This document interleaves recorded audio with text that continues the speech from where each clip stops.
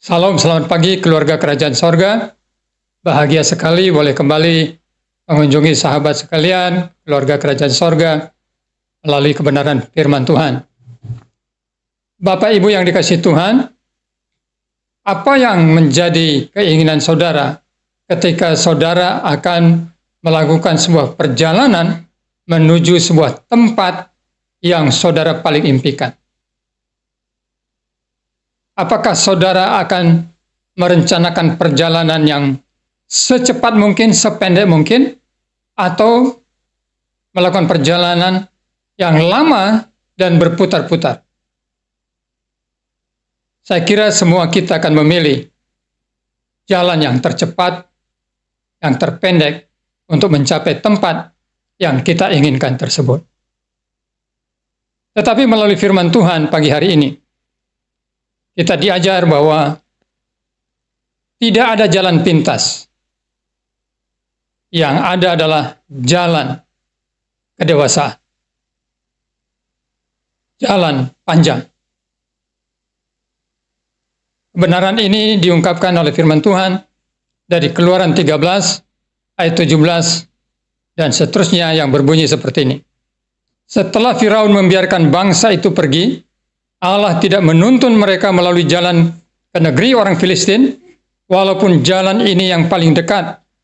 Sebab firman Allah, jangan-jangan bangsa itu menyesal apabila mereka menghadapi peperangan sehingga mereka kembali ke Mesir. Tetapi Allah menuntun bangsa itu berputar melalui jalan di padang gurun menuju ke Laut Teberau. Dengan siap sedia berperang berjalanlah orang Israel dari tanah Mesir. Musa membawa tulang-tulang Yusuf.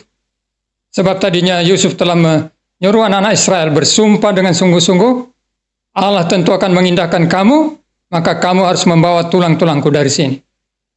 Demikianlah mereka berangkat dari Sukot dan berkemah di Etam di tepi padang gurun.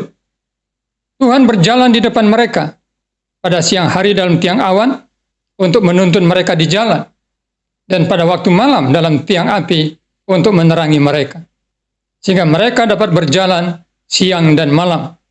Dengan tidak beralih, tiang awan itu tetap ada pada siang hari, dan tiang api pada waktu malam di depan bangsa itu. Bapak Ibu perhatikan firman Tuhan ini berbunyi demikian. Setelah Firaun membiarkan bangsa itu pergi, jadi setelah penghukuman terakhir, di mana bangsa Mesir harus mengalami kedukaan karena kematian anak sulung mereka. Mereka memaksa orang Israel supaya pergi dan keluar dari negeri mereka. Firaun menyuruh mereka secepatnya pergi karena tidak ingin lagi menderita. Lalu firman Tuhan berkata begini, Allah tidak menuntun mereka, Allah tidak menuntun orang-orang Israel melalui jalan ke negeri orang Filistin, walaupun jalan ini yang paling dekat. Jadi untuk menuju tanah Kanaan dari Mesir, ada jalan yang paling dekat, yaitu melalui jalur wilayah orang Filistin.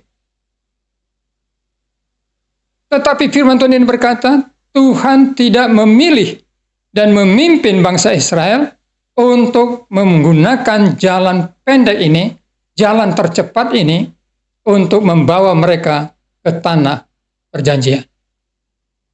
Diberikan alasannya seperti ini.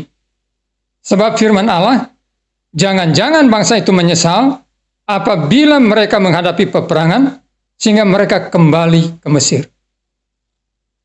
Bapak Ibu yang dikasihi Tuhan, Tuhan memprediksi kalau bangsa ini dibawa melalui jalur terpendek dan akan menghadapi peperangan dengan bangsa Filistin, bangsa yang bertubuh tinggi besar, bangsa yang jago perang, bangsa yang kota-kotanya bertembok tinggi, itu akan membuat mereka ciut, membuat nyali mereka ciut, membuat mereka ketakutan, sehingga mereka melarikan diri, berbalik kembali ke Mesir.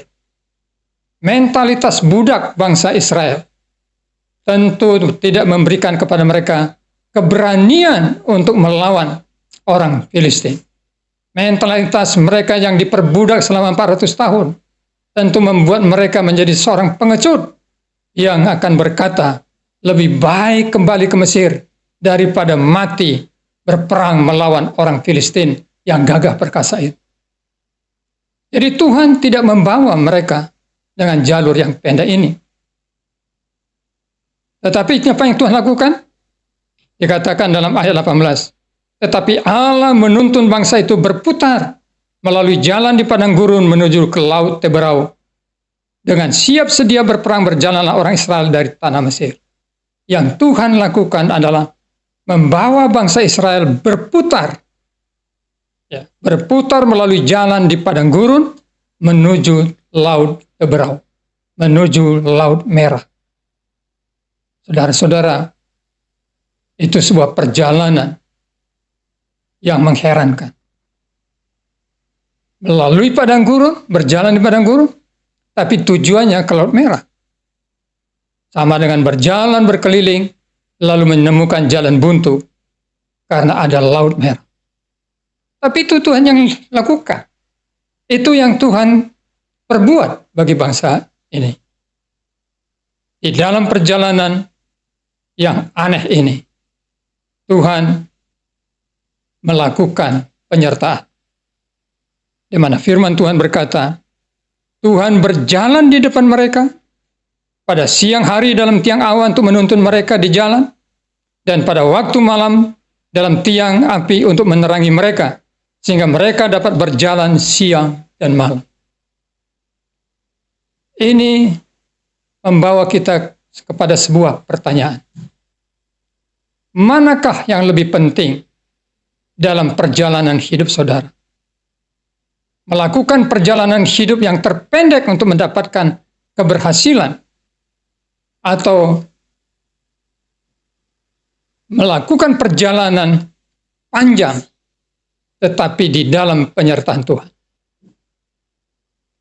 Saudara-saudara, sering sekali kita berpikir waktu tercepat, jalan terpendek itu lebih penting daripada penyertaan Tuhan. Tapi firman Tuhan ini mengatakan kepada kita, tidak peduli sejauh mana jalan yang harus kita jalani.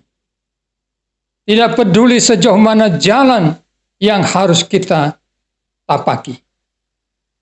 Asalkan Tuhan menyertai. Di dalam firman Tuhan ini bangsa Israel dituntun Tuhan menuju tanah perjanjian, tanah yang disebut sebagai tanah berlimpah susu dan madu. Bukan dengan jalan yang pendek, jalan tercepat, tetapi melalui jalan berputar. Tapi yang pasti, Tuhan menyertai mereka pada siang hari dengan tiang awan, supaya mereka tidak terbakar oleh teriknya matahari. Pada malam hari tiang api yang memberi kehangatan pada mereka supaya tidak mati kedinginan di padang gurun, tapi juga sekaligus penerang. Itulah yang paling utama. Mari jalani hidup kita, bukan memikirkan jalan terpendek untuk meraih keberhasilan dan keberuntungan, tetapi mintalah penyertaan Tuhan. Itulah yang paling penting. Itulah yang paling utama.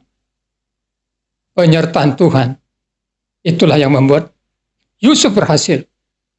Daniel berhasil. Para rasul berhasil. Gereja Tuhan berhasil. Karena ada penyertaan Tuhan. Bukan jalan terpendek, bukan jalan tersingkat, bukan jalan termudah. Penyertaan Tuhan. Tuhan memberkati saudara. Tuhan menyertai saudara dengan keajaibannya. Tuhan menyertai saudara dengan rancangannya yang indah. Selamat pagi. Tuhan memberkati. Bapak, Ibu, Saudara yang kasih Tuhan, kembali saya mengajak, jika Bapak, Ibu diberkati oleh pemberitaan firman, silakan subscribe, like, dan bagikan kepada saudara-saudara yang lain, supaya mereka juga diberkati dan Tuhan dimuliakan. Selamat pagi, sampai bertemu besok pagi.